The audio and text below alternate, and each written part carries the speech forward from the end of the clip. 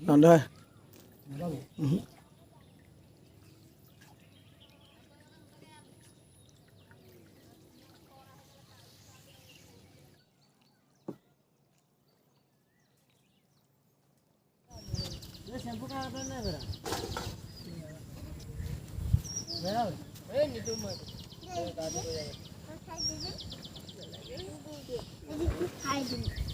Hiding.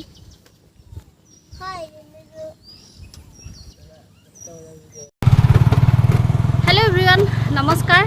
মায়া ব্লগৰ অন্যটা ভিডিঅ'লৈ আপোনালোক সকলোকে স্বাগতম জনাইছো আৰু এতিয়া মই আছো হি চেছাতিনিআলি নামৰ ঠাইডোখৰত আৰু ইয়াৰ পৰা 5 কিলোমিটাৰ মান আৰু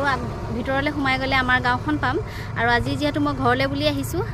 গাঁৱৰ ঘৰলৈ বুলি আৰু ভাবিছো আপোনালোকক লেজাই কলাখোৱা বান পৰিস্থিতি কিছু পৰিবেশ দেখাও বুলি আৰু এতিয়া আমি মেইন ৰাস্তাৰ পৰা চেছাতিনিআলি ৰাস্তাৰে সোমাই আহিছো আৰু ইয়াৰ পৰা 50-60 খনৰো অধিক গাঁও আছে আৰু গোটেই গাঁওবিলাক এতিয়া বানত ডুবি আছে এতিয়া যদিও বানপানী শুকাইছে তথাপিও মানুহৰ পৰিস্থিতি কেনেকুৱা কি পৰিবেশটো আপোনালোকক অকনমান দেখাও বুলি ভাবিছো এইটোৱে হৈছে ৰাস্তাৰ পৰিবেশ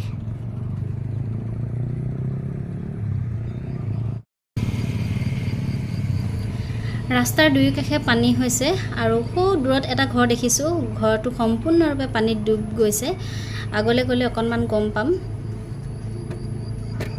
এয়াই হৈছে লেজাই কলাখোৱা অঞ্চলৰ এটা পৰিবেশ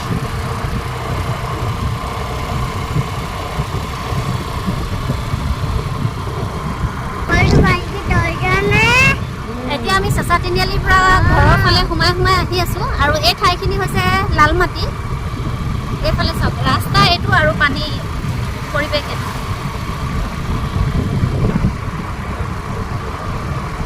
যেতিয়া বানপানী বেছি হৈ আছিল যেতিয়া পানী বাঢ়ি আছিল তেতিয়া সকে ৰাস্তা ওপৰে বৈ গৈছিল আমাক মায়ে মোৰ শাহু মায়ে যেতিয়া ডিব্ৰুগড়লৈ বা অফিচলৈ অহা যোৱা কৰি আছিল তেতিয়া আমাক পৰিবেশটোৰ কথা কৈ আছিল কিন্তু তেখেতৰ যেহেতু মোবাইল ভিডিঅ' কৰা মোবাইল নাছিলে সেইবাবে আমিও পৰিবেশটো দেখা পোৱা নাছিলোঁ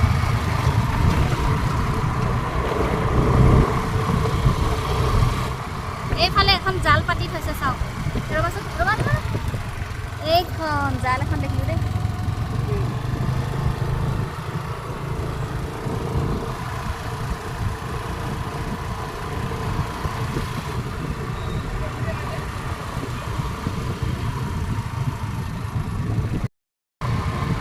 এইখন হৈছে দেৱানবাৰী গাঁও সৌটো ঘৰ সম্পূৰ্ণ বানপানীত ডুব গৈ আছে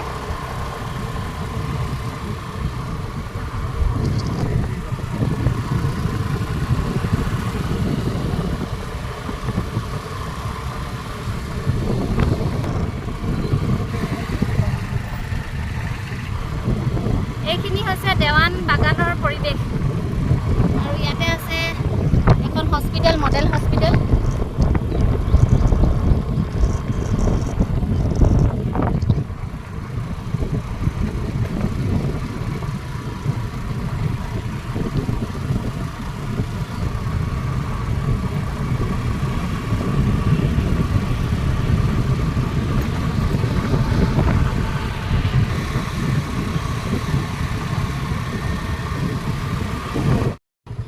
এয়া হৈছে লেজাই হায়াৰ সেকেন্ডাৰী স্কুলৰ পৰিবেশ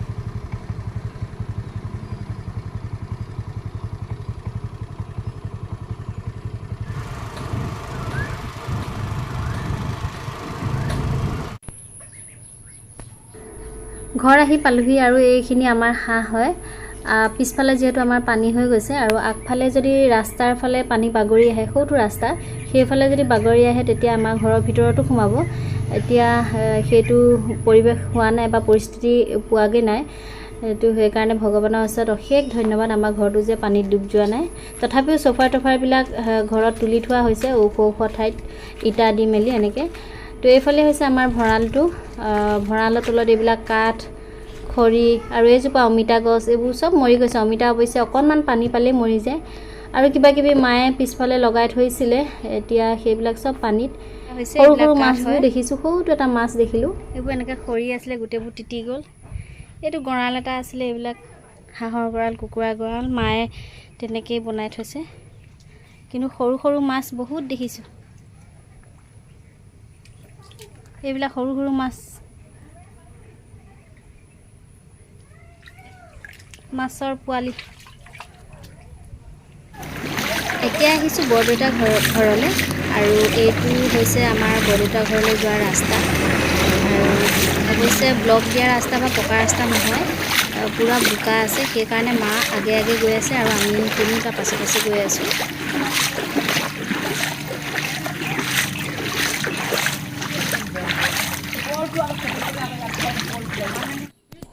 বৰদেউতা ঘৰৰ পৰা বাহিৰে বাহিৰে আমি দদাইদেউ ঘৰৰ ফালে আহিলোঁ আৰু চাই যাওঁ বুলি ভাবিলোঁ ঘৰটো কিন্তু এতিয়া ঘৰৰ ভিতৰলৈ আমি নাযাওঁ আছোঁ এতিয়া মথাউৰিৰ ওপৰত এইটোৱে হৈছে আমাৰ দদাইদেউ ঘৰটো সম্পূৰ্ণৰূপে পানীত ডুব গৈ আছে আৰু এইফালে খেৰখিনি বান্ধি থৈছিলে গৰুৰ কাৰণে সেইবিলাকো ডুবি গৈছে এইখন দদাইদেউ ঘৰৰ নাও আৰু গোটেই পথাৰ এইখন পথাৰ হৈছিলে গোটেই পথাৰত মানুহে ধান ৰুইছিলে গোটেই কঠিয়াবোৰ এতিয়া পুৰা সম্পূৰ্ণৰূপে পানীত ডুব গৈ আছে একেবাৰে সাগৰ সদৃশ হৈ আছে গোটেই পৰিৱেশটো এইফালে পিছফালৰ ঠাইখিনি আছিলে কিবা কিবি শাক পাচলি আছিলে সেইবোৰো ডুবি গ'ল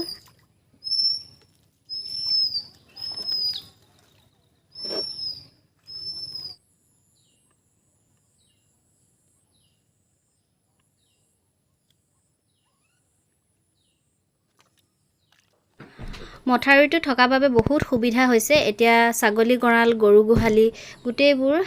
মথাউৰিৰ ওপৰতে টেম্পৰাৰীভাৱে ৰখা হৈছে পাছত যেতিয়া পানী শুকাব ঘৰৰ ফালে লৈ আহিব এতিয়া যিহেতু গৰু ছাগলীবোৰ থাকিবলৈ ঠাই নাইকিয়া হৈছে সৌটো ঘৰ সম্পূৰ্ণৰূপে বানত ডুব গৈ আছে আৰু তেওঁলোকৰ পৰিয়ালটো সৌফালে অকণমান দেখিছে চাগে তাত মথাউৰিৰ ওপৰত শিবিৰ পাতি আছে এইফালে কেইটামান তামোল উটি আহিছিলে নাওখনত দেখিছে আপোনালোকে তামোল কেইটা মই বুটলি ল'লোঁ আৰু এই গাঁওখনৰ নাম হৈছে চেঁচানো গাঁও লেজাই চেঁচানো গাঁও আৰু কাষতে যিহেতু চেঁচা নদীখন আছে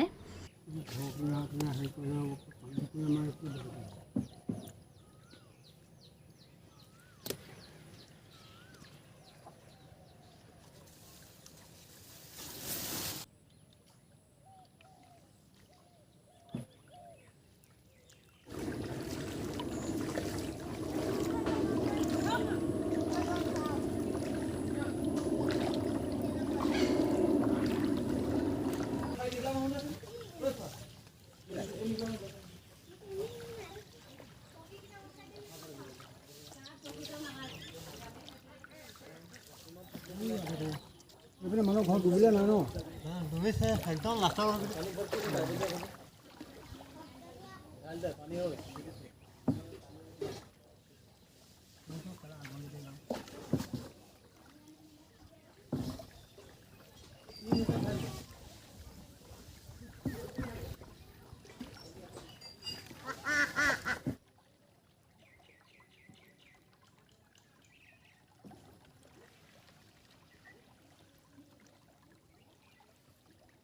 ক'ৰপৰা আহিলি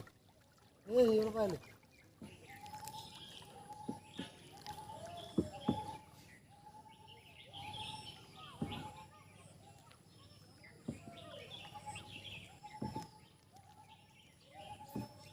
ঘৰ পৰা আকৌ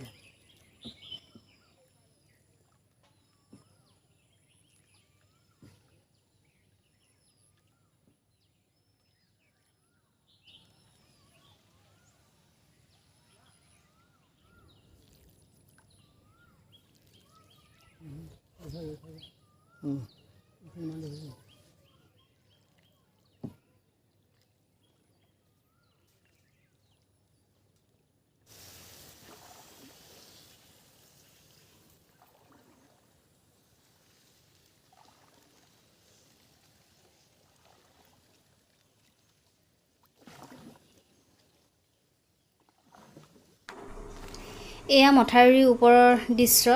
আৰু তেওঁলোকৰ ঘৰ দুৱাৰবোৰ বানত ডুবি যোৱাৰ বাবে তেওঁলোক এতিয়া মথাউৰিত আশ্ৰয় লৈ আছে আৰু মই ভিতৰৰ পৰিৱেশবোৰ নাই দেখুৱা আপোনালোকক যিহেতু তেওঁলোক এতিয়া কিছু কিছু লোকক শুই থকা দেখিছোঁ বা খাই থকা দেখিছোঁ এনেকৈ ভিডিঅ' কৰিবলৈ অকণমান বেয়া লাগে তেওঁলোকে নিজৰ নিজৰ মতে আছে সেইবাবে মই একেবাৰে ভিতৰলৈ গৈ থকা নাই বাহিৰৰ পৰা অকণমান দেখালোঁ আৰু এইফালে চাওকচোন গৰু ছাগলীবোৰৰ বিলৈ বহুত দুখ লগা হৈছে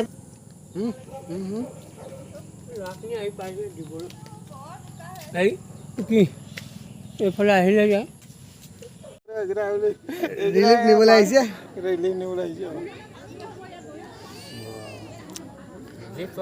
ৰিলিফ ল'বলৈ লৈ আছো ৰৈ আছো দেই বানপানী হৈছে ঘৰ দুৱাৰ বুৰি শেষ চেঁচা নগাঁও ছাত্ৰ সন্তানসকল আহিছে আমাক দিবৰ কাৰণে আমি ল'বৰ কাৰণে ৰখি আছো